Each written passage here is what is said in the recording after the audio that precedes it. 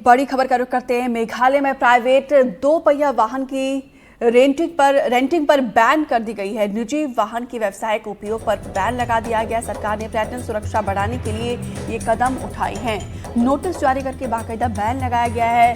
Rent a motorcycle या फिर rent cab पर रोक लगी है। उल्लंघन करने पर कड़ी कार्रवाई होगी। राजा हत्याकांड को लेकर ये कार्रवाई हुई है। राजा सोनम ने किराए पर स्कूटी ली थी। उसके बाद से देखिए एहतियातन सरकार के द्वारा, प्रशासन के द्वारा ये कदम उठाया गया, क्योंकि देखिए जब से ये घटना घटी है उसके बाद से कई सवाल उठाए जा रहे थे सिक्योरिटी को लेकर, मेघालय के टूरिज्म को लेकर, नॉर्थ ईस्ट के सिक्योरिटी को लेकर। अब देखिए यहाँ पे मेघालय सरकार ने ये बड़ा कदम उठाया है पर्यटकों की सुरक्षा के लिए। बाकायदा जो रेंट पर 2 व्हीकल्स हैं वो बैन कर दिया गया है, क्योंकि देखिए राजा और सोनम ने किराए पर स्कूटी ली थी और ऐसे में देखिए जो निजी वाहन की व्यावसायिक इस्तेमाल है उसको लेकर पूरी तरीके से बैन लगा दिया गया है। एक के बाद एक बड़ी कार्रवाई भी की जा रही है, क्योंकि देखिए प्राथमिकता यही है, जो लोग इस हसीन वादी में अपने जीवन को यादगार बनाने के लिए जाते हैं उनकी सुरक्षा मुहैया कराना, उनकी सुरक्षा जो है शासन प्रशासन की प्राथमिकता रहती है। ऐसे में एहतियातन के तौर पर ये फैसला लिया गया है मेघालय सरकार के द्वारा। इस नियम का कोई भी उल्लंघन करता है तो उसके खिलाफ सख्त कार्रवाई होगी। अब देखिए मेघालय में प्राइवेट 2 पहिया वाहन के रेंट पर बैन लगा दिया गया है। निजी वाहन की व्यावसायिक उपयोग पर प्रतिबंध लग गया है। सरकार ने पर्यटक सुरक्षा बढ़ाने के लिए ये कदम उठाया है।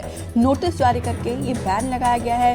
रेंट मोटरसाइकिल और रेंट कैब पर रोक लग गई है। उल्लंघन करने वालों पर कड़ी कार्रवाई होगी, क्योंकि आपको बता दें कि राजा और सोनम ने किराए पर स्कूटी ली थी।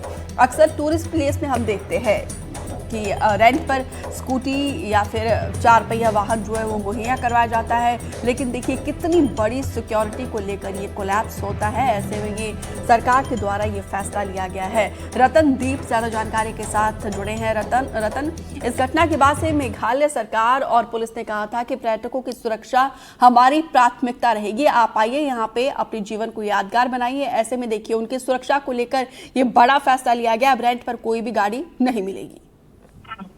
एकदम ये बहुत बड़ा फैसला है कॉनरेड संगमा की सरकार का। जब से ये घटना घटी और जब ये मामला सामने आया कि किस तरह से जो राजा रघुवंशी के हत्या के मामले में जो आरोपी हैं उन्होंने किराए पे लिए जो बाइक रेंटल से लिए बाइक को इस्तेमाल किया इस हादसा जहाँ पे हुआ वहाँ पे जाने के लिए। तो इसके ऊपर अब रोक लगाने के लिए अब सरकार ने, ट्रांसपोर्ट डिपार्टमेंट ने मेघालय के ये ऑर्डर जारी किया है, जहाँ पे कि कोई भी प्राइवेट नंबर प्लेट वाली गाड़ी जिसका कमर्शियल लाइसेंस नहीं है उसको किसी भी तरह से, वो 2 पहिया का हो या 4 पहिए का हो, वो किसी भी तरह से रेंटल आदि ये सब कमर्शियल पर्पस में यूज नहीं हो सकती है। जो कि सिर्फ कमर्शियल व्हीकल है, जो कि सरकार के साथ रेंटल व्हीकल हिसाब में रजिस्टर्ड है, सिर्फ वही टूरिस्ट को रेंटल में दिया जा सकता है। रतन, ये नियम कब से लागू होगा और उल्लंघन करने वालों के खिलाफ क्या कार्रवाई होगी? देखिए नियम ऑर्डर निकला है, नियम लागू हो जाएगा इसी हफ्ते से, और उसमें प्रावधान है, क्योंकि जो मोटर व्हीकल एक्ट है उसमें भी प्रावधान है और मेघालय का के खुद के जो नियम हैं उनमें भी प्रावधान है। तो उसमें पेनल्टी भी होगी, और अगर सरकार मानती है कि कोई प्राइवेट व्हीकल का मिसयूज हुआ है क्रिमिनल एक्टिविटी में, तो सरकार जो जिन्होंने रेंट आउट किया है उनको उनके विरुद्ध सख्त कार्रवाई कर सकती है और पुलिस केस भी दायर कर सकती है। अच्छा, जो रेंटल गाड़ियां रन कर रहे हैं, जो बिजनेस रन कर रहे हैं, वो पूरी तरीके से कमर्शियल अगर होना चाहते हैं तो उनके लिए क्या नियम रहेगा? उनके लिए उनको कन्वर्ट करने के लिए जो विंडो है वो खोला जाएगा, और ज्यादातर हमें देखा गया है कि मेघालय में जो टूरिस्ट कैब्स हैं, टूरिस्ट व्हीकल हैं, वो कमर्शियल व्हीकल ही हैं। मगर अब क्योंकि जो शहर के अंदर में भी आपके जो 2 व्हीलर टैक्सीज के सर्विसेज हैं, तो उनमें कमर्शियल व्हीकल कम है, प्राइवेट व्हीकल ज्यादा हैं। तो इसलिए कहीं ना कहीं पे ये जो सेल्फ ड्राइव बाइक या फिर सेल्फ ड्राइव स्कूटी को रेंटल पे देने की एक वहाँ पे सिस्टम चल रहा था, जी। जो कि इलीगल है, जी। मगर उसमें ठोस कदम नहीं उठाए गए थे, मगर अब इस बार इस घटना के बाद ठोस कदम उठाए जा रहे हैं। जी, बहुत बहुत शुक्रिया रतनदीप जानकारी देने के लिए। तो वहीं मेघालय की डीजीपी के मुताबिक राजा रघुवंशी की हत्या की जांच केवल लव ट्रायंगल प्यार तक सीमित नहीं है। जांच अधिकारी इस मामले में कई पहलुओं की भी जांच कर रहे हैं।